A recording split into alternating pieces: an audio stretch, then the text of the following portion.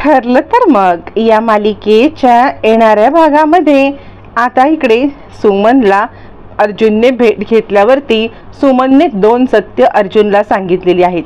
सगळ्यात पहिलं म्हणजे आता ती ही गोष्ट सांगितलेली आहे की प्रियाच्या पायावरती म्हणजे तन्वीच्या उजव्या पायावरती तुळशीपत्र आहे आणि त्याच वेळेला अर्जुनला हे सत्य समजतं आणि मग खूप मोठा निर्णय घेतो। अर्जुन विचारतो मग हे तुम्हाला कोणत्या वेळेला समजलं?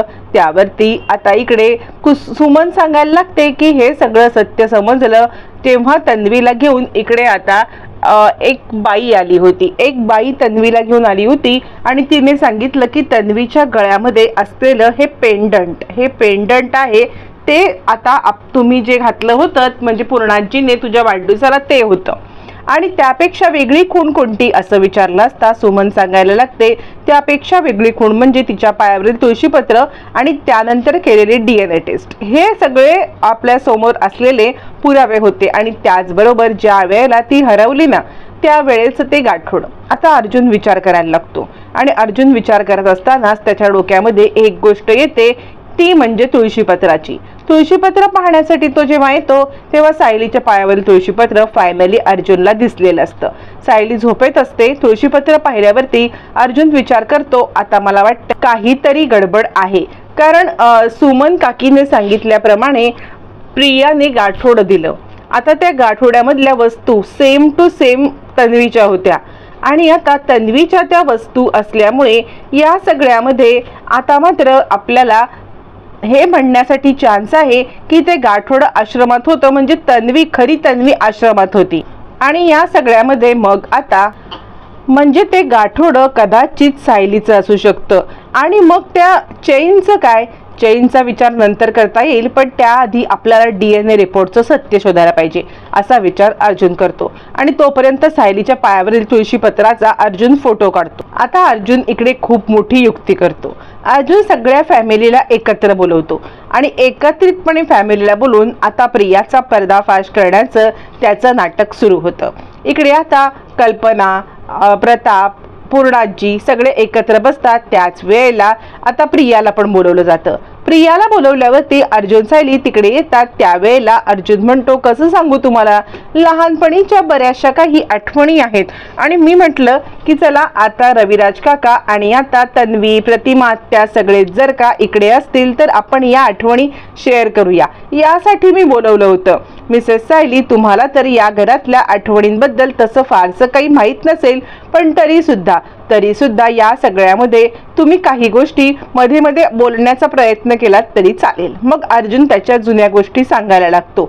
ज्या वेळेला अर्जुन एक गोष्टी सांगायला लागतो त्यावेळेला सगळ्यांना आश्चर्याचा धक्का असा बसतो की तन्वी म्हणजे प्रिया काहीच न बोलता सायली बरंच काही बोलत असते। म्हणजे आता अर्जुन सांगायला लागतो खरं तर मला खूप मोठा प्रसंग आठवतो। लहानपणी ज्या वेळेला हिला आहे ना मी कोणत्या नावाने हाक मारायचो तन्वी सांग बरं। यावरती प्रिया गडबडते पण प्रिया गडबडल्यावरती सायली मात्र पटकन काहीतरी असं बोलून जाते रडूबाई। यावरती अर्जुन म्हणतो तुम्हाला कसं माहिती? सायली म्हणते मला नाही माहिती तुम्ही जे म्हटलात ना त्याच्यावर मला आठवलं बाकी काहीच नाहीये। मग सायली सांगायला लागते या घरात असताना मला असे आवाज वगैरे नेहमी यायला लागतात। यावरती अर्जुन म्हणतो ठीक आहे असू दे तुम्हाला येत असतील आवाज पण आता मी विचारलेल्या प्रश्नाचं उत्तर तन्वीच देणार। यावरती प्रताप म्हणतो मला खरंच कळत नाहीये सायली सेम टू सेम आपल्या प्रतिमासारखी दिसते म्हणजे प्रतिमासारखं सगळे ती पदार्थ बनवते स्वभाव प्रतिमासारखा आणि या घरातल्या खडानखडा तिला माहिती मला तर ही लहानपणीची तन्वीच वाटते। पूर्णाजी म्हणते हो तर लहानपणी तन्वी ज्या उत्साहात होती ना सेम टू सेम तो उत्साह मला सायलीमध्ये दिसतो आणि इतकंच काय तर प्रतिमाच्या प्रत्येक हुबहुब लकब ही मात्र सायलीमध्ये आलेली आहे। आता अर्जुनला प्रत्यक्षामध्ये सगळ्यांच्या समोर आता प्रिया ही तन्वी नाही आणि सायली ही तन्वी आहे हे सिद्ध करण्यासाठी आता पुरावे तर हवे असतात पण प्रत्येक घराच्या व्यक्तींच्या तोंडून हे वदवून घ्यायचं असतं आणि शेवट शेवटला तुळशीपत्राचं सत्य सांगायचं असतं. यावरती पूर्णाजी म्हणते, खरंच म्हणजे माणसं बदलतात, पण इतकी माणसं बदलतात असं मला खरंच माहित नव्हतं बरं का. म्हणजे बघायला गेलं तर तन्वी ही रविराज आणि प्रतिमा यांची मुलगी, पण लहानपणीचा एकही गुण मला तन्वीमध्ये दिसत नाही. यावरती कल्पना म्हणते, हो तर मी तेच सांगण्याचा प्रयत्न करते की लहानपणी दहीहंडीसाठी तन्वी जितकी उत्सुक असायची तितकीच निराशा तन्वीमध्ये आत्ता आहे आणि तोच उत्साह मला सायलीमध्ये दिसतो. पूर्णाजी म्हणते, हो तर लहानपणी तन्वीला जेवणाची किती आवड होती. म्हणजे प्रतिमाच्या बाजूला बसून मोदक बनव, प्रतिमाच्या बाजूला बसून आळू वड्या बनव, प्रतिमा जे सांगेल ते सगळं ती करायची. पण आत्ताची तन्वी इतकी कंटाळा करते. कालचे मोदक बघितले ना, पूर्ण लाडूच बनले होते. म्हणजे कमालच नाही का झाली. असं म्हणत पूर्णाजी आता प्रियाला जाब विचारते. प्रिया म्हणते, नाही असं काही नाहीये, मी सेम टू सेम माझ्या आईसारखी रांगोळीच काढते. यावरती अर्जुन म्हणतो, हो का, म्हणजे तू रांगोळी कधी काढली होतीस. यावरती प्रताप म्हणतो, बहुतेक स्वप्नामध्ये. अशी सगळी थट्टा मस्करी चालू असतानाच प्रियाला कळतं की या सगळ्यामध्ये आता वळण मात्र एका वेगळ्याच ह्याच्यावर चाललेलं आहे. काहीतरी गडबड आहे हे प्रियाला समजतं. आणि आता इकडे सायली आणि प्रिया बाजूबाजूला बसलेल्या असतात. त्यावरती आता इकडे अर्जुन म्हणतो, आणि सगळ्यात महत्वाचं म्हणजे मला आठवतं ते म्हणजे प्रियाच्या पायावरील तुळशीपत्र. आता मात्र पूर्णाजीला जबरदस्त हे होतं आणि पूर्णाजी म्हणते, हो तर लहानपणी माझ्या तन्वीच्या उजव्या पायावरती तुळशीपत्राची खूण होती. आता सायली म्हणते, काय, प्रियाच्या पायावर तुळशीपत्राची खूण? शक्यच नाहीये, ही खूण तर माझ्या पायावरती आहे. आता सायलीने हे सगळं बोलल्यावरती सगळ्यांना जबरदस्त धक्काच बसतो. तोपर्यंत रविराज म्हणतात, तू थट्टा मस्करी करतेस का माझी? अगं माझी मुलगी तन्वी हिच्या पायावरती तुळशीपत्राची खूण आहे. आता प्रिया गडबडते आणि प्रिया म्हणते, हो सायली. यावरती सायली विचार करायला लागते की प्रियाच्या पायावरती कधी होती तुळशीपत्राची खूण. प्रियाच्या पायावर तुळशीपत्राची खूणच नव्हती. मग सायली काहीच बोलत नाहीये. आणि आता रविराज म्हणतात, बघू सायली तुझ्या पायावर तुळशीपत्र. पूर्णाजी म्हणते, हो सायली बघू, खरंच बघू. म्हणजे इतके सगळे जे गुण जुळत आहेत त्याप्रमाणे तुळशीपत्राची खूण पण जुळते. मला तर खूपच आश्चर्य वाटतंय. असं म्हणत आत्ता सध्या कॅज्युअल घेत असलेली पूर्णाजी सायलीच्या पायावर तुळशीपत्राची खूण बघण्यासाठी सांगते. मग सायली आपला पाय वरती करून तुळशीपत्राची खूण दाख. आता ही खूण बघितल्यावरती रविराजांना धक्काच बसतो आणि सगळ्यांनाच धक्का बसतो. मग प्रियाला सुद्धा तिचा पाय दाखवायला सांगितलं जात. प्रियाने पाय दाखवल्यावरती आता रविराजांच्या मनामध्ये थोडीशी शंका येते. पण रविराज काही बोलणार तितक्यात अर्जुन त्याचा हात धरतो. सिनियर, चल ना आपण बाहेर जाऊया. एकसारखी खूण काय कुणाच्याही पायावरती असू शकते.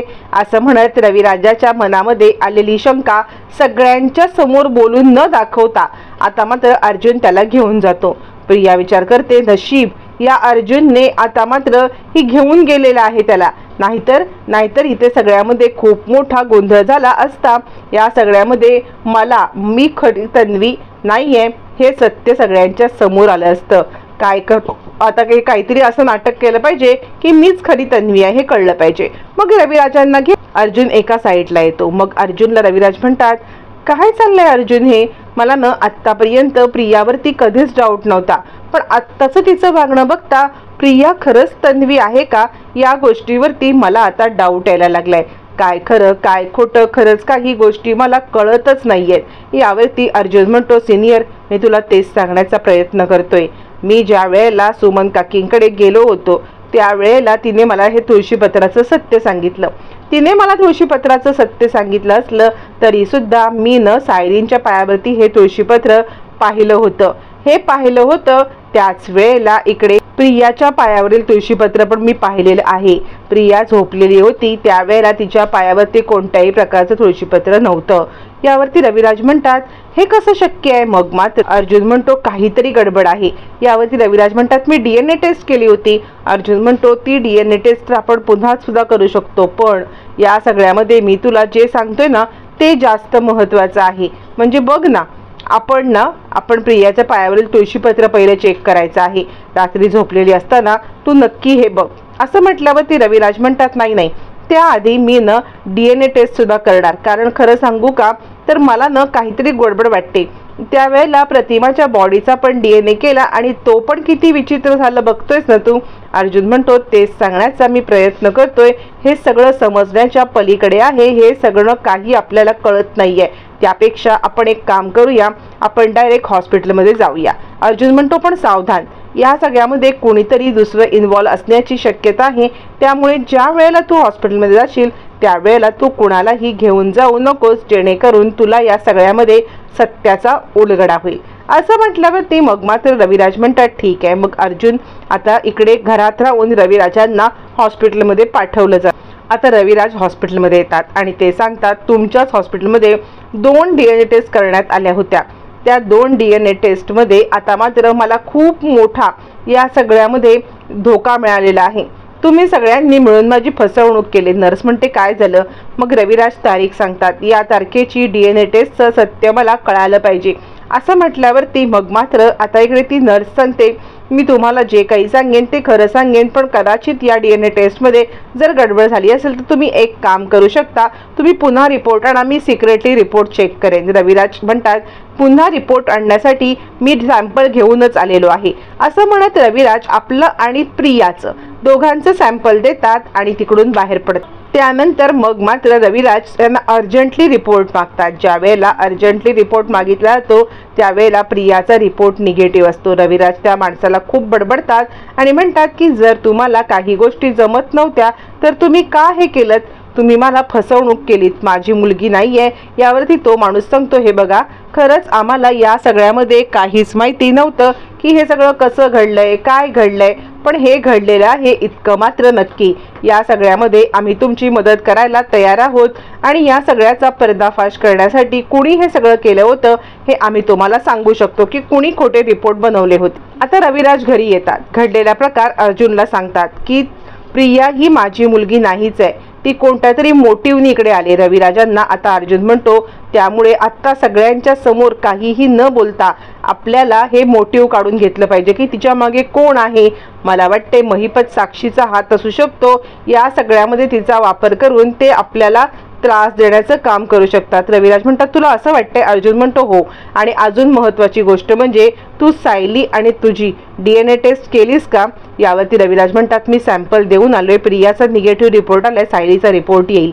यावरती अर्जुन म्हणतो मला 100% खात्री आहे की सायलीच तन्वी आहे, कारण जे गाठोडं सापडलेलं आहे ना ते गाठोडं आपल्याला ज्या ठिकाणी भेटलं होतं ते आश्रम होतं. आश्रमातून ते गाठोडं प्रियाने चोरलेलं असं शक्यता आहे. मग ते गाठोडं आश्रमातीलच कोणाचं, मग पायावरती तुळशीपत्र असलेलं दुसरं कोण आहे तर सायलीच तन्वी असण्याची शक्यता आहे. रविराज म्हणतात आता मला कोणतीही रिस्क घ्यायची नाहीये, मी आता वाट पाहीन. तोपर्यंत प्रिया लाडीगुडी लावण्यासाठी प्रतिमाकडे येते आणि आई तू मला सांग ना, मीच तुझी मुलगी आहे ना. का बरं या सगळ्यांना असं वाटत आहे की मी तुझी मुलगी नाहीये, तू मला एक सत्य सांग, मी तुझी मुलगी आहे ना. असं म्हणत ती आता इकडे प्रतिमाच्या जवळ येते. प्रतिमा तिला झिडकारते आणि मी खरं सांगू का, खरंच तू मला माझी मुलगी वाटत नाहीयेस, मला माझी मुलगी सायली वाटते. प्रिया चिडते, प्रतिमाला ढकलते. तोपर्यंत रविराज तिकडे येतात आणि तन्वी तू बाहेर हो असं तिला पाठवतात. प्रियाला बाहेर पाठवून मग मात्र रविराज प्रतिमाकडे येतात आणि सायलीला सोबत घेऊन येतात. हातामध्ये रिपोर्ट असतात आणि ते म्हणतात प्रतिमा खरं सांगू तर तुझ्या प्रेमाची जीत झालेली आहे. तू जे म्हणत होतीस ना तेच सत्य आहे, तन्वी आपली मुलगी नाहीये. म्हणजे हे सत्य मला का नाही कळलं, जे एका आईच्या हृदयाला कळलं ते मला कसं नाही कळलं. असं म्हणत रविराज प्रियाकडे, आता मात्र प्रिया खोटारडी आहे हे आता इकडे सिद्ध करतात आणि सायलीला रिपोर्ट दाखवतात. सायली आणि रविराजांचे DNA रिपोर्ट मॅच झालेले असतात. प्रतिमा येते, सायलीला मिठी मारते, सायली रडायला लागते. फायनली माय लेकींचं मिलन झालेलं असतं. प्रतिमाची शंका खरी ठरलेली असते. रविराज म्हणतात मी चुकलो, खरंच मी चुकलो सायली, तुला ओळखण्यात मी चुकलो. आत्तापर्यंत प्रत्येक वेळेला तू भेटल्यावरती मला प्रतिमाची आठवण येत होती, तरीसुद्धा मी ते नजरअंदाज केलं आणि माझ्या डोळ्यावरती पट्टी बांधली होती. त्या पट्टीमुळे प्रियालाच दरवेळेला प्रियाला झुकतं माप दिलं आणि तुझ्यावरती अन्याय केला, मला खरंच माफ कर. असं म्हणत ते सुद्धा आता सायलीकडे येतात. सायलीला फायनली आई मिळाली असते, पण हे गुपित गुलदस्त्यात असतं. अजूनही प्रियाचे सत्य शोधण्यासाठी रविराजांनी कोणत्याही प्रकारे पूर्णाजी किंवा बाकी कुणालाही सत्य न सांगता अर्जुन, प्रतिमा, सायली आणि रविराज या चौघांच्यात हे सत्य असतं. आता या सत्याचा गौप्यस्फोट रविराज कसे करणार पाहणं फारच रंजक ठरणार.